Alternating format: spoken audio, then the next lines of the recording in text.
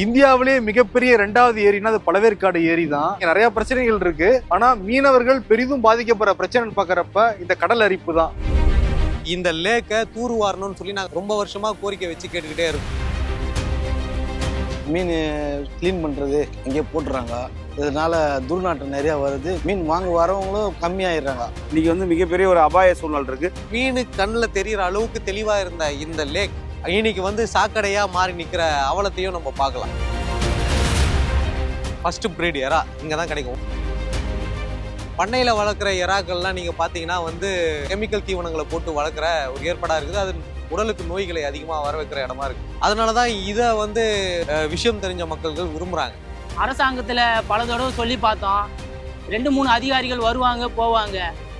ஆனால் இதை வந்து யாரையும் தடுத்து நிப்பாட்டுனது இல்லை. 31 கோடி ரூபாய் செலவில் பழவேற்காடு ஏரி தூர்வாரப்படும் அப்படின்னு சொல்லிட்டு பத்திரிகை நியூஸும் ஆக்குனாங்க. ஆனால் இதை தூர்வாரினாங்கன்னா இல்லை. அப்போ அந்த நியூஸ் வந்தது உண்மை, ட்ரெஜர் வந்தது உண்மை, தூர்வாரினது எங்க, 31 கோடி எங்க? Vigadan presents Imperfect Show on the Road, Election Express, powered by the Chennai Silks. ரம்ஜானுக்கென்றே பிரத்யேக கலெக்ஷன்கள். ஆசியாவின் மிகப்பெரிய ஜவுளி சாம்ராஜ்யம் the Chennai Silks. Welcome to imperfect show on road, Vikatan election express 2026 powered by the Chennai Silks. இந்தியாவிலேயே மிகப்பெரிய இரண்டாவது ஏரினா அது பழவேற்காடு ஏரி தான். இந்தியாவிலே இரண்டாவது ஏரினா இந்த அரசாங்கமும் இந்த அதிகார வர்க்கமும் எப்படி பத்திரமா பாத்துக்கணும். ஆனா பாத்துக்கல அப்படின்னு தான் மக்கள் வந்து நம்ம கிட்ட சொல்றாங்க. குறிப்பா வந்து இங்க நிறைய பிரச்சனைகள் இருக்கு. ஆனா மீனவர்கள் பெரிதும் பாதிக்கப்படுற பிரச்சனை பாக்குறப்ப இந்த கடல் அரிப்பு தான். சில வருடங்களுக்கு முன்னாடி 10 அடி இருந்த ஆழம் இப்போ வந்து 2 அடியா மாறிடுச்சுங்கிறாங்க. அதனால படகு போக்குவரத்து ரொம்ப தடைப்படுது, எங்களுடைய வாழ்வாதாரமே பாதிக்கப்படுதுன்னு சொல்றாங்க. அதை பத்தி இங்க இருக்க மீனவர்கள் கிட்ட நம்ம டீட்டெயிலா பேசுவோம் வாங்க. பழவேற்காடு சிறப்புனா பழவேற்காடு ஏரி தான். ஏன்னா இந்த ஏரி வந்து இந்தியாவிலேயே 2வது மிகப்பெரிய ஏரி. ஒன்று வந்து ஒடிசால இருக்கிற சிலிக்கா ஏரி. ஒரிஜினல் ஃபர்ஸ்ட் பிரீட் எறா இங்கே தான் கிடைக்கும். ஒரு 20 வகையான எறாக்கள் இருக்குது. வெல்ட்ரா, சமக்கரா, மோட்ரா அப்படின்னு சொல்லிட்டு ஒரு 20 வகையான வகையை வந்து நாங்கள் பிரிப்போம். பண்ணையில் வளர்க்குற எறாக்கள்லாம் நீங்கள் பார்த்தீங்கன்னா வந்து வெறும் ஒயிட் கலர்ல இருக்கும். அது வெறும் கிலோ 40 ரூபா 50 ரூபாலேயே முடிஞ்சிருது. ஆனால் இங்கே இருக்கிற எறா 400 ரூபாய் 500 ரூபாய் வரைக்கும் வருது. ஏன்னா இது ஒரிஜினல். அது வந்து கெமிக்கல் தீவனங்களை போட்டு வளர்க்குற ஒரு ஏற்பாடாக இருக்குது. அது உடலுக்கு நோய்களை அதிகமாக வர வைக்கிற இடமா இருக்கு. அதனால தான் இதை வந்து நிறைய மக்கள்கள், விஷயம் தெரிஞ்ச மக்கள்கள் விரும்புகிறாங்க. அப்படி வந்து பழவேற்காடு ஏரியில இறாக்களுக்கு கர்ப்பப்பையா இருக்கிற இந்த லேக்கை தூர்வாரணும்னு சொல்லி நாங்கள் ரொம்ப வருஷமா கோரிக்கை வச்சு கேட்டுக்கிட்டே இருக்கோம். ஆண்டுக்கு வந்து 1.5 கிலோமீட்டர் கடல் அரிப்பு ஏற்பட்டு வந்துடுது. அது இல்லாமல் இன்னைக்கு வந்து காலநிலை மாற்ற சூழ்நிலை வந்து பார்த்தீங்கன்னா கடல் வெப்பமாகுது, அமிலம் தன்மை அதிகமாகுது, சுற்றுச்சூழல் மிகப்பெரிய பாதிப்பு இருக்குது. மீன் வளங்கள், கடல் பாசி, இருக்கக்கூடிய ஆமைகள், பல்வேறு உயிரினங்களில் வந்து இந்த கடல் அரிப்பினால ஏற்படுறதும், கடல் மட்டங்கள் உயிரினங்களை ஏற்படும் போது மிகப்பெரிய ஒரு அபாயத்தில் இருக்குது. இயற்கையாக ஓடுற மோத்தாரத்தில் தான் போயின்னு இருக்காங்க. இந்த மாதிரி அடிக்கடி தர விழுங்குறது, இந்த மீன் க்ளீன் பண்ணுறது இங்கே போட்டுறாங்க. இதனால துர்நாற்றம் நிறையா வருது. மீன் வாங்க வரவங்களும் கம்மியாயிடுறாங்க. நாற்றம் அதிகமாகறதுனால பார்க்குறீங்களே, தெரியுங்களா எவ்வளோ கஷ்டமான ஆசையாக இருக்குது. எப்போவுமே இங்கே வந்து இந்த காங்கிரீட் போட்டு தான் இருக்கும். இப்போ மணலாக இருக்குது. இதெல்லாம் தூர்வாரணும் நல்லாயிருக்கும். ஸ்கூல் லைஃப்லேருந்து இந்த போட்டு வழியாக தான் நாங்கள் வருவோம் போவோம். ஏன்னா இந்த பாலம்ன்றது வந்து 2006 தான் கட்டினாங்க. அந்த பக்கம் இருக்கிறது தீவு தான். அந்த தீவுலேருந்து நாங்கள் படிக்க வரணுனாலே போட்டு வழியாக தான் வருவோம். அப்போ இந்த போட்டு வழியாக வரும்போது ஒரு 25 அடியிலேருந்து 30 அடி வரைக்கும் கொம்பு அதை தாங்கி படகு தாங்கிட்டு வருவோம். 25 அடி 30 அடி கொம்பு வைக்கணும்னா, ஏன்னா 10 அடி ஆழம் கொண்ட ஏரியா அது இருந்தது. 10-15 அடி ஆழம் கொண்ட ஏரியா அது இருந்தது. இன்னைக்கு கண்ணுக்கு தெரிஞ்சு வெறும் கரைகளை பார்க்க முடியுது. நடந்தே போயிடலாம். அந்த அளவுக்கு வந்து மண்ணை வந்து கொண்டு வந்து சேர்த்துருக்குது இந்த ஏரி. இந்த கடல் அரிப்பை பற்றி வந்து அரசாங்கம் வந்து தூர் வார முடியாது. அதில் ஒரே விஷயம் என்னென்னா, அவங்க வந்து கல் கொட்டுறாங்க. அது வந்து கல் கொட்டுற தூண்டல் வளைவுன்றது வந்து ஒரு சொல்யூஷன்ஸ் ஆன்சர் கிடையாது. இன்றைக்கி நீங்கள் உதாரணத்துக்கு நம்ம திரும்ப ஒரு எக்ஸாம்பிள் சொல்ல வேண்டியது பார்த்தீங்கன்னா, மெரினா பீச் சொல்லலாம். ஏன் ஒரு பக்கம் வந்து அது கல் கொட்டி இன்னொரு பக்கம் வந்து மண்ணோட வளர்ச்சி அதிகமாக இருக்குது. அப்படி தான் இன்றைக்கி மெரினா பீச் வந்து இருக்குது. இந்த ஏரியா பார்த்தீங்கன்னா ஒட்டுமொத்த காட்டுப்பள்ளி ஒரு பக்கம் இது பண்ணதை அடைஞ்சதுனால ஒட்டுமொத்த இந்த பக்கம் வடக்கு பக்கம் இருக்கக்கூடிய பகுதி ஒட்டுமொத்த அரிப்பு ஏற்பட்டு இன்னைக்கு வந்து மிகப்பெரிய ஒரு அபாய சூழ்நிலை இருக்குது. அரசாங்கம் வந்து இதுக்கு வந்து ஒரு சொல்யூஷனும் பண்ண முடியாது. அப்படி பண்ணால் என்ன பண்ணுவாங்கன்னா, ஒரு கடல் அரிப்புக்காக கல் கொட்டுவாங்க. அது கல் கொட்டுச்சுன்னா இந்த கொட்டுற கல் இன்னொரு பக்கம் அது பாதிக்கும். பட் அது சயின்டிஃபிக்காக வந்து இது வரைக்கும் எந்த இடத்துலையும் வந்து ப்ரூவ் பண்ணி கண்டுபிடிக்க முடியல. 2008 வந்து அதானி துறைமுகங்கள் வந்து தொடர்ச்சியா MF, அதானி கப்பல் கட்டும் தளம், மேனுஃபேக்சரிங் ஃபேக்டரி இதெல்லாம் பக்கத்துல வந்து அவர் கட்ட ஆரம்பிச்சாரு. அதோட விளைவு என்ன ஆகுதுன்னா, அவர் கடலை நோக்கி நகர கடல் தண்ணியோட அதுக்குள்ள இருக்கிற மணல்லாம் இந்த பக்கம் அடிச்சு தள்ள ஆரம்பிச்சுது.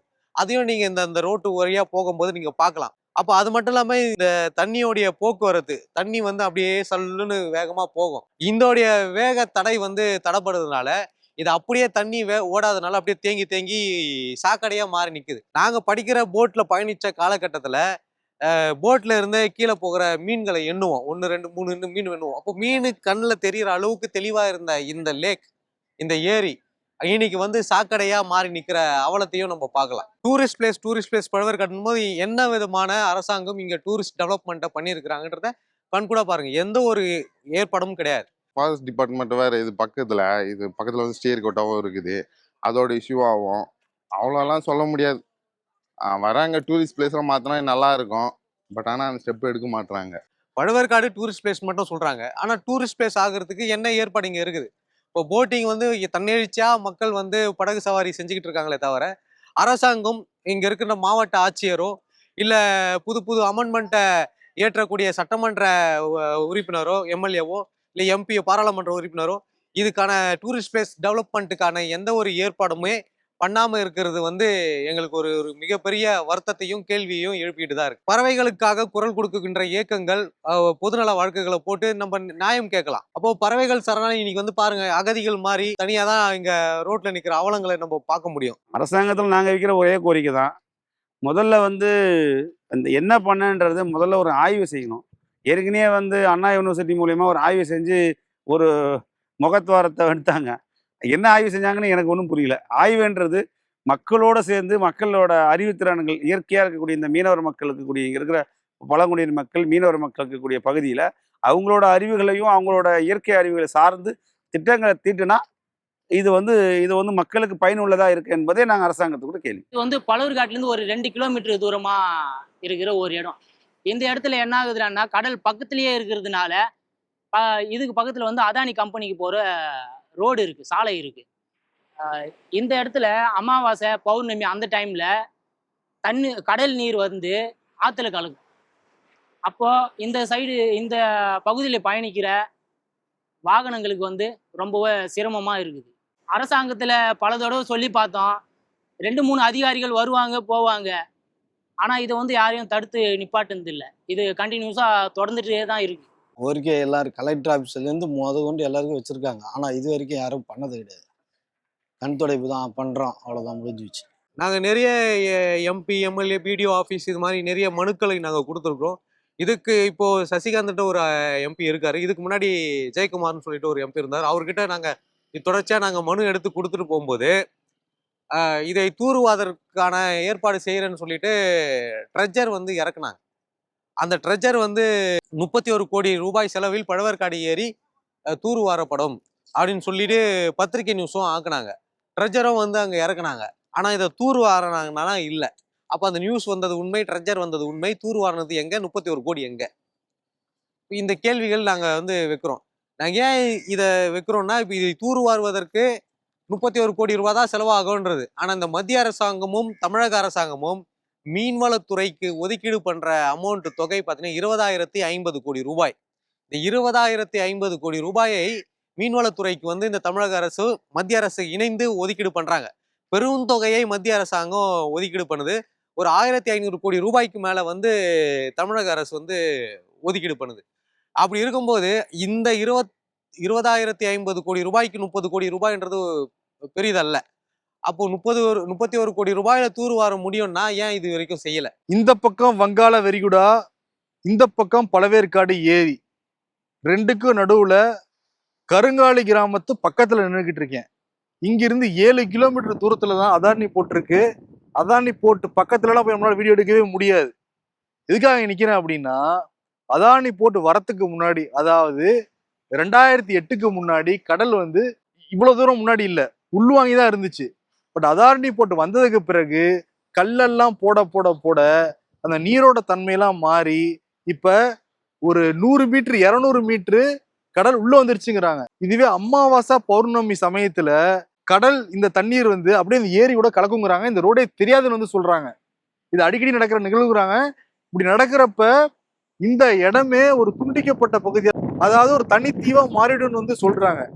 இது தொடர்ந்து இப்படியே வந்து நம்ம விட்டுட்டோம், அரசாங்கம் வந்து இதை கவனிக்காம விட்டுட்டாங்க அப்படின்னா காலப்போக்கில் துண்டிக்கப்பட்ட பகுதியாவே மாறிடுங்கிறாங்க. கிட்டத்தட்ட 1,00,000 பேர் இந்த வழியா தினந்தோறும் போயிட்டு வரதா வந்து சொல்றாங்க. இந்த இடம் முற்றிலும் துண்டிக்கப்பட்டுச்சு அப்படின்னா இந்த மக்கள் ரொம்ப பெரிய அளவுல பாதிக்கப்படுவாங்க. அதுக்கு காரணம் இந்த அதானி போர்ட் வந்ததுதான் சொல்றாங்க.